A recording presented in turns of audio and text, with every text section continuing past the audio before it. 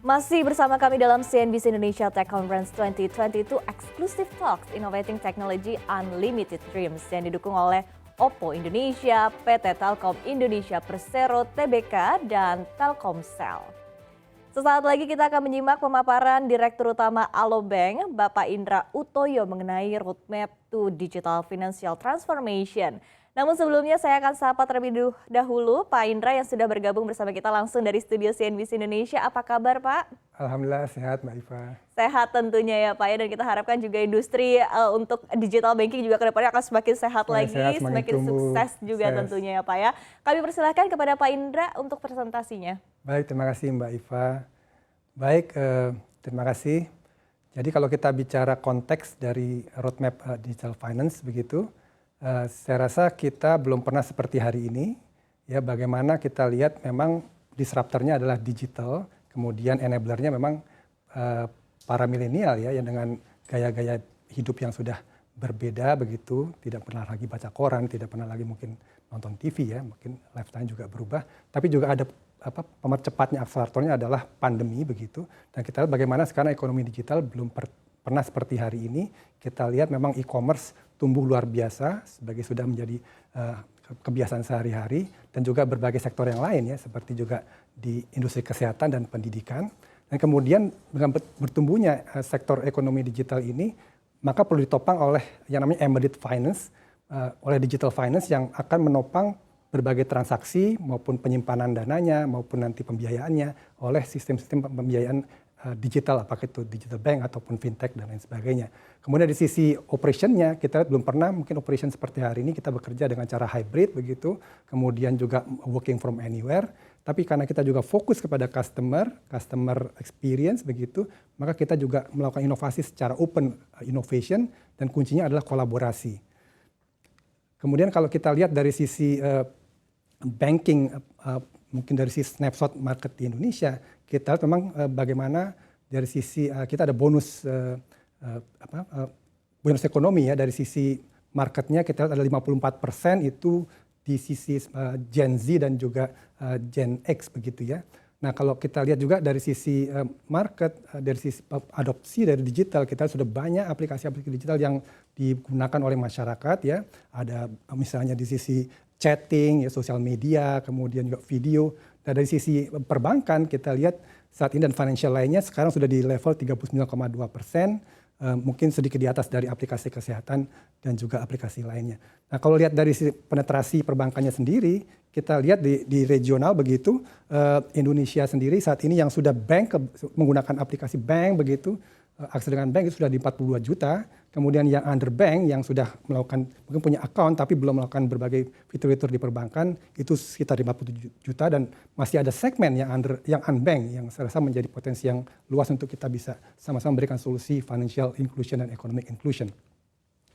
Kemudian kalau kita journey dari aplikasi perbankan, kita sebutkan digital bank begitu, memang bank-bank juga melakukan transformasinya ya, hadir dengan aplikasi bank digital dengan satu fitur dulu begitu, kemudian berkembang dengan melengkapi seluruh portfolionya dalam sebuah digital experience yang lebih lengkap. Tapi kemudian dalam rangka memberikan solusi bagi customer, kemudian bank juga melakukan kolaborasi dengan third party untuk melengkapi journey dari solusi bagi nasabah dalam sebuah bank sebagai platform. Berikutnya kita juga tidak bisa pretend bahwa setiap orang kemudian akan menggunakan satu bank untuk seluruhannya, maka bank juga mengekspos layanannya kepada platform-platform front end lainnya. Bisa membuka aplikasi perbankan di aplikasi e-commerce, apakah di ride sharing begitu, dan pada akhirnya kemudian kita bicara bagaimana bank sebagai ekosistem yang kemudian memberikan solusi dari berbagai aktivitas kehidupan sehari-hari yang dimana financial moment-nya didukung oleh sebuah perbankan, dan disitulah mungkin Alobank hadir untuk memberikan solusi aplikasi membantu kehidupan sehari-hari begitu ya. Nah kalau kita lihat bagaimana Alobank ini adalah sebuah platform perbankan dengan mantra kami adalah, identiti kami adalah memberikan experience simple life, artinya bagaimana bisa memberikan kemudahan dalam berbagai aktivitas kehidupan dengan satu aplikasi yang kita sebut dengan Alobank. Ya, Alo itu kan sebuah mantra all in one yang berinteraksi dengan ekosistem. Jadi ini adalah sebuah aplikasi, satu apps untuk all in one dan one for all, di mana Alobank ada di tengah sebagai platform financial yang akan memfasilitasi pengalaman bertransaksi dengan berbagai ekosistem bisnis, baik itu physical, sehingga memberikan pengalaman bertransaksi dengan jaringan offline maupun online, termasuk juga dengan partner-partner online lainnya yang nanti akan berkoneksi, apakah Bukalapak, Indomaret, dan sebagainya. Kemudian juga dengan platform-platform non-financial, seperti kita ada News yang nantinya juga memberikan pengalaman di City Corps ini yang memiliki pengalaman yang sama begitu ya. Tapi itu juga mungkin tidak cukup, oleh karena itu kami terus mengembangkan di 3 hal. Bagaimana terus mengembangkan ekosistem agar terus memberikan pengalaman yang makin mudah kepada customer, kepada nasabah dalam kehidupan sehari-harinya, kalau bisa dari bangun tidur sampai tidur lagi ya begitu ya.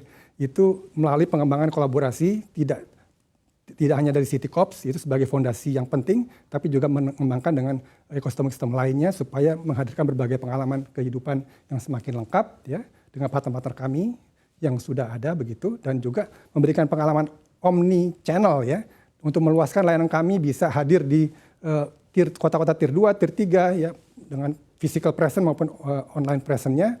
Dengan physical presence-nya dalam hal ini ada di Transmart begitu ya, di jaringan retail, di partner kami di Indomaret, juga di jaringan telco, sehingga memadukan antara physical and digital. Dan dengan ditopang oleh teknologi yang terus dikembangkan berbasis dengan teknologi yang terakhir, apakah itu berbasis big data, AI, kemudian juga machine learning supaya layanan kami semakin personalized, semakin customized begitu ya, untuk bisa memberikan layanan dengan cepat dan mudah. Dan terakhir, saya rasa intinya adalah bagaimana kami selalu obses begitu memberikan layanan yang terbaik, experience simple life, dengan terus memberikan impact yang dilakukan dengan cara-cara yang cepat, dengan semakin smart, berbasis data, supaya layanannya juga semakin personalized, semakin customized, dan semakin mudah. Mungkin demikian, saya kembalikan pada Mbak Iva. Ya, terima kasih Pak Indra. Menarik sekali tadi pemaparannya seperti apa tadi ya, transformasi juga dari Alobank menjadi salah satu bank digital di tanah air, dan saat ini juga kita ketahui juga cukup besar begitu perannya. Dan tadi yang menarik adalah tidak hanya dari sisi ekosistem ya Pak ya, tapi juga seperti apa dari Alobank ini juga terus berupaya untuk memberikan experience yang luar biasa bagi para penggunanya. Nah, nanti kita akan bahas lebih dalam lagi terkait dengan hal ini, namun kita akan jeda terlebih dahulu, dan pemirsa jangan kemana-mana, tetaplah bersama kami di CNBC Indonesia Tech Conference 2022 Exclusive Talks Innovating Technology Unlimited Dreams. Tetaplah bersama kami.